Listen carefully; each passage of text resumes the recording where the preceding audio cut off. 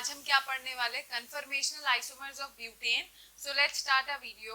पिछले वीडियो में हमने क्या पढ़ा था, हमने इथेन के कन्फर्मर्स बनाए थे, ठीक है। आज के वीडियो में हमें क्या पढ़ना है कि हम कैसे ब्यूटेन के कन्फर्मर्स बना सकते हैं और कौन कौन से कन्फर्मर्स हैं जो कि स्टेबल होते हैं, जो कि मोस्ट स्टेबल होंगे और कुछ जो लीस्ट स्टेबल होते हैं, ठीक है। So let's start a video. अब हम ब्यूटेन के कन्फर्मर्स को बनाने से पहले ब्यूटेन का स्ट्रक्चर बनाएंगे, ठीक है। तो ब्यूटेन ये हो गया 4 कार्बन। अब देखो यहाँ पे हो जाएगा CH3 CH2 CH2 CH3, ठीक है। तो ये हो गया हमारा ब्यूटेन। अब अगर मैं इसे देखूं, मैंने बताया था पिछले वीडियो में कि हमें 2 कार्बन सेलेक्ट करना है। One will act as front carbon and the other will be back carbon, ठीक है। मतलब हमें कोई 2 कार्बन चूज कर लेते हैं, जिसमें कि मान लो मैंने इसको फर्स्ट कार्बन बना दिया तो इसको सेकंड कार्बन, या इसको फ्रंट कार्बन तो इसको बैक कार्बन। तो अब अगर मैं वैलेंसीज देखूं तो ये कार्बन है फर्स्ट, ये कार्बन सेकंड है। इस कार्बन फर्स्ट से 2 हाइड्रोजन लगे हुए हैं और एक मिथाइल ग्रुप लगा हुआ है, ठीक है। और ऐसे ही इसके साथ भी 2 हाइड्रोजन और एक मिथाइल ग्रुप, ठीक है। तो अब हमें क्या करना है, इसका स्ट्रक्चर बनाना है, कन्फर्मर्स बनाना है, जो हमने न्यूमैन प्रोजेक्शन में समझा था। तो हम क्या करेंगे, फ्रंट वाले कार्बन को डॉट से बनाते हैं, ठीक है। तो ये हो गया डॉट, ये हो गया बैक कार्बन। अब इस कार्बन से 2 हाइड्रोजन जुड़े, एक मिथाइल, तो जोड़ दो, एक मिथाइल हो गया, एक हाइड्रोजन और ये हाइड्रोजन, ठीक है। अब ये फ्रंट कार्बन की वैलेंसीज है। अब जो बैक वाला कार्बन है उससे भी क्या क्या जुड़ा हुआ है, मिथाइल और 2 हाइड्रोजन, ठीक है। तो अगर मैं यहाँ पे मिथाइल बना दूं और इन 2 जगहों पे क्या कर दूं, हाइड्रोजन बना दूं, तो मैंने क्या बताया था कि जब कोई भी एटम एक दूसरे को ढक दे तो इक्लिप्स्ड होता है, और जब ना ढके तो क्या बोलोगे, स्टैगर्ड। तो तुम्हें दिख रहा है कि ये कौन सा फॉर्म है, ये स्टैगर्ड फॉर्म बन गया है, ये ब्यूटेन का स्टैगर्ड फॉर्म है, ठीक है। देखो हमने ये स्टैगर्ड फॉर्म बनाया, ठीक है। पिछले वीडियो में मैंने बताया था कि जैसे जैसे हम डायहेड्रल एंगल बदलेंगे वैसे वैसे उतने ही कन्फर्मर्स बनेंगे, समझ आया। As dihedral angle changes, as dihedral angle changes, as many conformers are possible, conformers are possible, ठीक है। और देखो ये जो एंगल, जो डायहेड्रल एंगल होता है, ये तुम कहां से कहां तक चेंज कर सकते हो, तुम्हें ये भी देखना है। तुम देखो मॉलिक्यूल को मैक्स टू मैक्स मिनिमम कितना रख सकते हो, 0 डिग्री पे रख सकते हो किसी भी 2 एटम को, और मैक्स टू मैक्स कहां तक लेके जा सकते हो, जब तुम रोटेट कर रहे हो तो मैक्स टू मैक्स 360 डिग्री पे लेके जा सकते हो।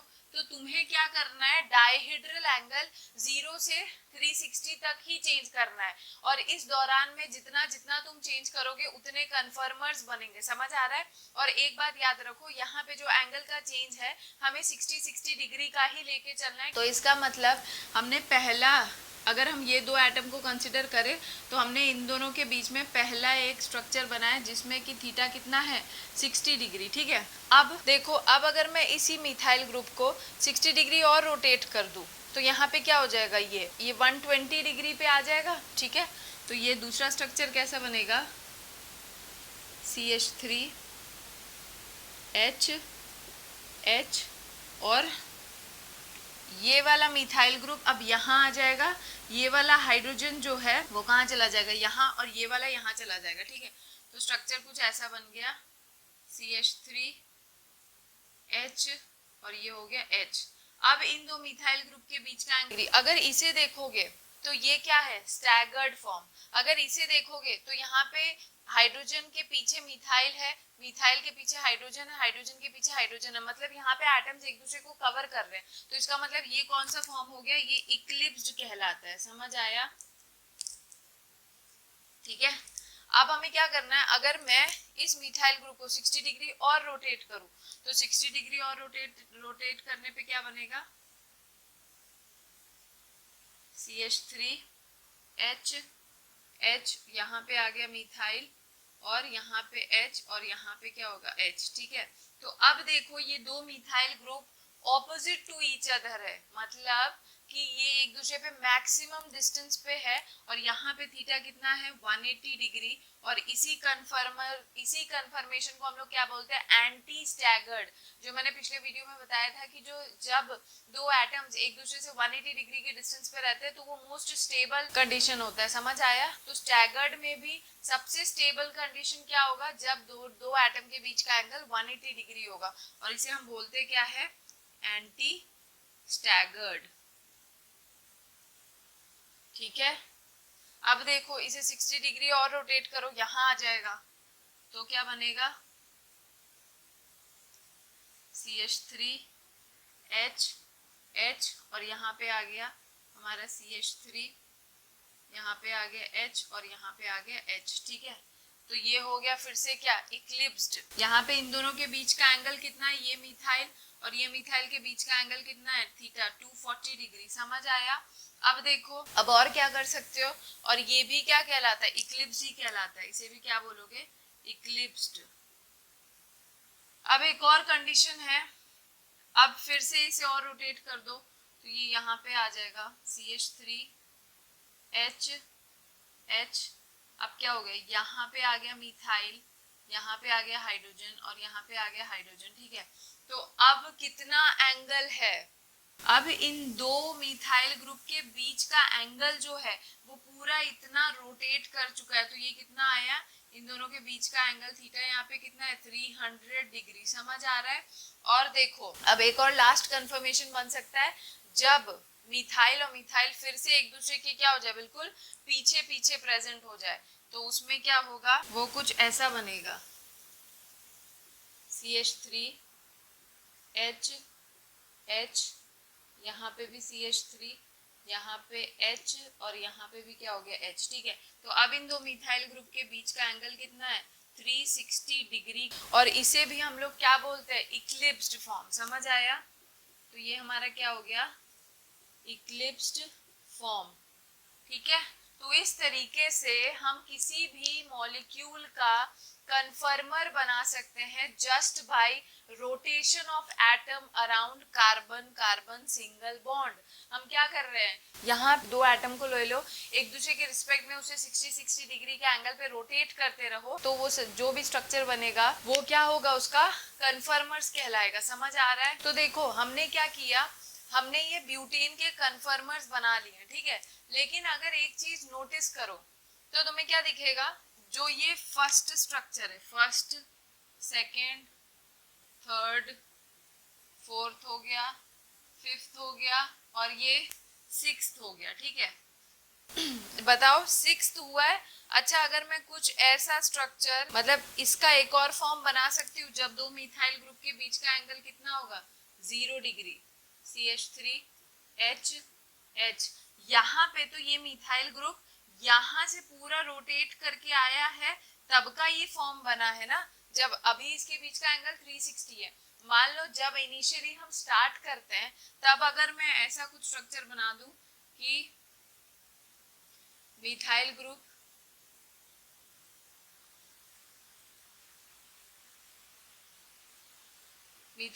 जस्ट इसके यहाँ पे प्रेजेंट है, तो ये देखो तुम्हें क्या दिखेगा, यहाँ पे अभी इन दोनों के बीच का एंगल कितना है 0 डिग्री, तो 0 डिग्री और 360 डिग्री जो हमने ये दो कन्फर्मर्स बनाए हैं, एक तरफ से देखो तो दोनों का स्ट्रक्चर क्या है, सेम ही है ना। क्योंकि देखो इसमें सिर्फ एंगल के डिफरेंस की वजह से हम एक्सप्लेन कर पा रहे हैं। अगर तुम ध्यान दो तो यहाँ पे भी दोनों मिथाइल ग्रुप एक दूसरे के पीछे पीछे प्रेजेंट है, यहाँ पे भी दोनों मिथाइल ग्रुप एक दूसरे के पीछे पीछे प्रेजेंट है। बस हम कैसे एक्सप्लेन कर रहे हैं, यहाँ पे इन दोनों को अलग अलग मैंने किस फॉर्म में बताया कि ये इनिशियल फॉर्म होगा, जब रोटेशन तुरंत स्टार्ट हुआ होगा, अभी इन दोनों के बीच का एंगल 0 डिग्री है, और जब ये फुल्ली पूरा रोटेट करके यहाँ पे हमने इस मिथाइल ग्रुप को लाए होंगे तब इसके बीच का एंगल 360 डिग्री है। तो भले ही इनका एंगल अलग है लेकिन ये दो सेम ही स्ट्रक्चर्स है। इसका मतलब हम ये कह सकते हैं कि sixth and seventh are same, they are same. उसी तरीके से देखो जैसे 6th और 7th सेम है, वैसे ही अगर हम नोटिस करें तो ये वाला स्ट्रक्चर फर्स्ट वाला और सबसे आखिरी वाला देखो, जब थीटा कितना है 300 डिग्री, तो फर्स्ट वाले में फर्स्ट का स्ट्रक्चर और फिफ्थ का स्ट्रक्चर बिल्कुल सेम है, बस इन दोनों का डायहेड्रल एंगल अलग अलग है, यहाँ पे 60 वहां पे 300, स्ट्रक्चर तो सेम ही है ना, तो इसका मतलब हम बोल सकते हैं कि first and fifth are same, first and fifth same है, ठीक है। अब दूसरा देखो, अगर 120 डिग्री वाले को देखते हो और 240 वाले को देखते हो, दोनों ही सेम स्ट्रक्चर है, तो 120 और 240 भी क्या है, सेम है, मतलब सेकंड एंड फोर्थ सेम है, सेकंड एंड फोर्थ ये भी क्या है, सेम है, ठीक है। तो अब एक बच गया सिर्फ, कौन सा, 180 डिग्री वाला, ये एंटी स्टैगर्ड, ये सबसे स्टेबल होता है, समझ आया इसे बात, इस बात को ध्यान रख लो, दिस इज मोस्ट स्टेबल, ठीक है, मतलब third one is most stable. अब देखो मैंने कितने स्ट्रक्चर बनाए, 7, कभी कभी तुम्हें क्या दिखेगा, सिर्फ कितने स्ट्रक्चर्स दिखेंगे, 1 2 3 4, किसी किसी बुक्स में या कोई कोई टीचर सिर्फ 4 ही स्ट्रक्चर बना के दिखाएगा, तो उससे कोई फर्क नहीं पड़ता, क्योंकि मैंने यहाँ पे सारी पॉसिबिलिटीज बना दी है, जब हमारा थीटा या डायहेड्रल एंगल 0 डिग्री से 360 डिग्री तक चेंज हो रहा था, समझ आया। तो ये था हमारा कन्फर्मेशनल आइसोमर्स ऑफ ब्यूटेन। देखो अब मुझे एक चीज और बतानी है कि ये जो जब एंगल थीटा, जब थीटा 120 डिग्री है, जब थीटा कितना है 240 है, ठीक है, तो ये सारे कंडीशंस को हम लोग क्या बोलते हैं, ये होता है पार्शियली इक्लिप्स्ड कहलाता है, समझ आया, इसे क्या बोलते हैं, पार्शियली इक्लिप्स्ड, ये भी क्या है हमारा पार्शियली इक्लिप्स्ड। ऐसे ही ये क्या हो गया, ये भी स्टैगर्ड है, इसे भी क्या बोलोगे, ये स्टैगर्ड फॉर्म है, ठीक है। और देखो मैंने सबका नाम बता दिया, ये स्टैगर्ड है, ये पार्शियली इक्लिप्स्ड है, ये एंटी स्टैगर्ड है, वो पार्शियली इक्लिप्स्ड है, वो स्टैगर्ड है, और ये भी क्या कहलाएगा, ये कहलाएगा फुल्ली इक्लिप्स्ड, और ये भी क्या कहलाएगा, फुल्ली इक्लिप्स्ड, ठीक है। अच्छा देखो अब हमने ये सब समझ लिया, अब एक बात ध्यान रखो, जो एंटी स्टैगर्ड होता है ना, जब दो मिथाइल ग्रुप के बीच का या जो भी एटम होगा उसके बीच का एंगल जब 180 डिग्री होता है, तो ये दो बल्कि ग्रुप्स एक दूसरे से मैक्सिमम डिस्टेंस पे होते हैं ना, इसलिए यहाँ पे रिपल्शन कम होता है और स्टेबिलिटी ज्यादा होती है, इसीलिए एंटी स्टैगर्ड को मोस्ट स्टेबल कहा जाता है। और जो इक्लिप्स्ड फॉर्म होता है ना, मतलब जब दो मिथाइल ग्रुप के बीच का एंगल क्या है 0 डिग्री, या फिर जब दोनों के बीच का एंगल जब 360 डिग्री होगा, तो ये लीस्ट स्टेबल कहलाता है, मतलब 6th and 7th are the least stable structure, 6th and 7th जो होगा वो लीस्ट स्टेबल कहलाएगा, समझ आया। लीस्ट स्टेबल मतलब क्या होगा, इसकी एनर्जी क्या होगी, मैक्सिमम होगी, मैक्सिमम एनर्जी, और इसका क्या होगा, मोस्ट स्टेबल वाले का क्या होगा, मिनिमम एनर्जी होगा, समझ आ गया। अब हम क्या करेंगे, इसका एनर्जी डायग्राम पढ़ेंगे, ठीक है, कि कैसे कैसे इसका एनर्जी का चेंज हो रहा है।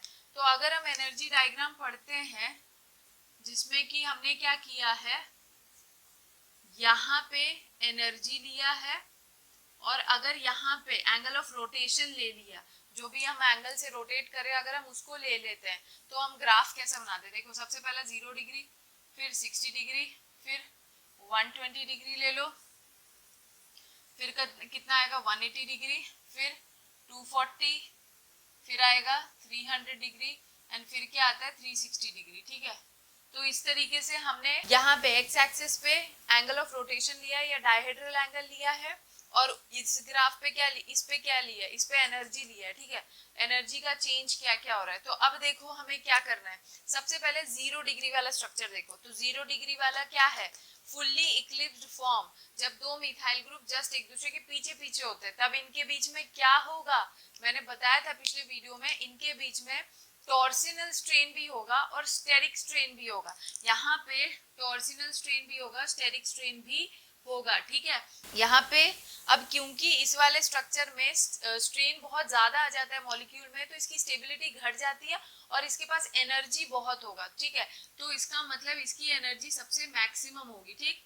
अब देखो ज्यादा कंफ्यूजन हो रहा है तो स्टैगर्ड और इक्लिप्स करके ग्राफ बना लो कि ये इक्लिप्स्ड फॉर्म था, वो भी फुल्ली इक्लिप्स, तो इसकी एनर्जी सबसे ज्यादा है। अब 60 डिग्री पे आओ, तो 60 डिग्री पे जब हम आते हैं तो ये स्टैगर्ड फॉर्म कहलाता है, और हमें पता है staggered is more stable then eclipsed, तो इसकी एनर्जी कम हो जाएगी। तो इससे हमने क्या किया, एनर्जी थोड़ा सा नीचे की तरफ बनाया, ठीक। अब फिर 120 पे जब हम जाते हैं, तो जब तुम 120 पे आते हो तो फिर से इक्लिप्स्ड फॉर्म ही बनता है, तो इक्लिप्स फॉर्म मतलब फिर से एनर्जी बढ़ेगी, तो फिर एनर्जी बढ़ेगी, लेकिन एनर्जी इसके नीचे ही रहेगी, क्योंकि फुल्ली इक्लिप्स्ड की एनर्जी सबसे मैक्सिमम रहती है, तो ये एनर्जी बढ़ी। फिर क्या हुआ, 180 डिग्री पे आओ, 180 डिग्री इज एंटी स्टैगर्ड, जो कि मोस्ट स्टेबल फॉर्म होता है, ठीक है। तो यहाँ पे एनर्जी सबसे कम रहेगी क्योंकि it is the most stable form, तो यहाँ पे एनर्जी का ग्राफ बिल्कुल कम हो जाएगा।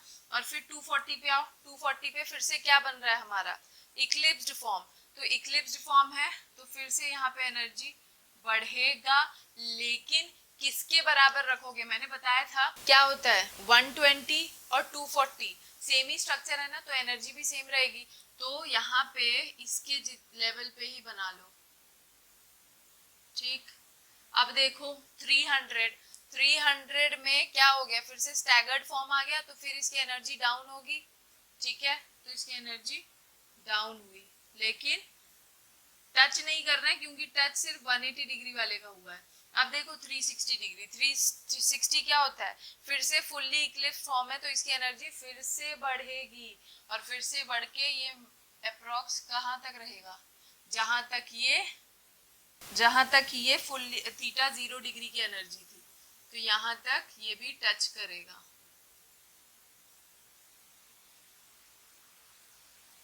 ठीक है। तो इस तरीके का कुछ ग्राफ बनेगा, याद रख लो कि ये जो अपर लाइन है ये फुल्ली इक्लिप्स्ड के लिए है, ये फुल्ली इक्लिप्स्ड की एनर्जी है, फुल्ली इक्लिप्स्ड एनर्जी। जो ये वाली लाइन है, ये वाली लाइन,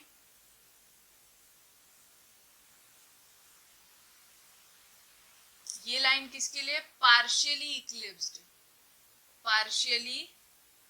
इक्लिप्स्ड के लिए है, ठीक है। और ये मोस्ट स्टेबल होता है anti staggered, this is anti staggered, ठीक है। तो इस तरीके से ये एनर्जी डायग्राम है, और ये किसी भी मॉलिक्यूल का तुम बना सकते हो। मैंने तुम्हें बताया जो भी स्ट्रक्चर तुम्हें दे रखा होगा, तुम्हें क्या करना है, 2 कार्बन लेने हैं, one is considered as front carbon, other considered as back carbon. उसके बाद क्या कर लो, उसकी वैलेंसी देख लो। अगर मान लो यहाँ पे इसके पास 2 हाइड्रोजन के बजाय 2 मिथाइल ग्रुप 1 हाइड्रोजन होता, तो वैसे ही अरेंज कर लो। आगे वाले की वैलेंसी जो है उसका जो अरेंजमेंट है वो फिक्स रखो, पीछे वाले का बदलते रहो। कैसे कैसे बदलोगे, पहले सबसे पहले 0 से स्टार्ट कर लो, 0 डिग्री, 60 डिग्री, फिर 120 पे जाओ, 180, 240, 300, 360, इस तरीके से उसका कन्फर्मर्स बना लो। और जिसमें कि तुम्हें याद रखना है कि देखो जो अरेंजमेंट तुम्हें एक जैसे दिख रहे हैं उसे बार बार बनाने की जरूरत नहीं है, तुम सिर्फ 4 या 5 स्ट्रक्चर भी बना के छोड़ सकते हो। मतलब जैसे कि मैंने बताया था 60 एंड 300 एक ही है, तो एक ही स्ट्रक्चर बनाओ। फिर यहाँ पे 120 एंड 240 सेम है, तो एक ही स्ट्रक्चर बनाओ। तो इसका मतलब इस तरीके से तुम कन्फर्मर्स बना सकते हो, ठीक है। और ये था explanation of conformers of butane. एक बात और समझ लो, देखो स्टैगर्ड और इक्लिप्स को छोड़ के बाकी जो भी बीच के फॉर्म आते हैं, समझो इस बात को, स्टैगर्ड और इक्लिप्स फॉर्म को छोड़ के बीच में जितने भी जो कन्फर्मर्स बनते हैं वो सभी के सभी को हम लोग क्या बोलते हैं, स्क्यू या फिर गाउच फॉर्म। यहाँ पे मैं लिख देती हूँ, in between staggered and eclipsed lies क्या, स्क्यू फॉर्म, या फिर इसे क्या बोलते हैं, गाउच फॉर्म। समझ आया मैंने क्या बताया, स्टैगर्ड और इक्लिप्स के बीच के जितने फॉर्म्स बनते हैं वो सभी स्क्यू या गाउच कहलाते हैं। ये एंटी स्टैगर्ड और इन 2 फॉर्म को अगर छोड़ के बाकी जितने भी फॉर्म तुमको दिख रहे हैं जो बीच बीच के हैं, जैसे कि ये जिसमें एंगल 60 डिग्री है, फिर क्या आ गया एंगल 120 डिग्री वाला, फिर आ गया एंगल 240 वाला, एंगल 300 वाला, ये जितने भी बीच के फॉर्म है, ये सभी क्या कहलाते हैं, स्क्यू या फिर गाउच फॉर्म। समझ आया?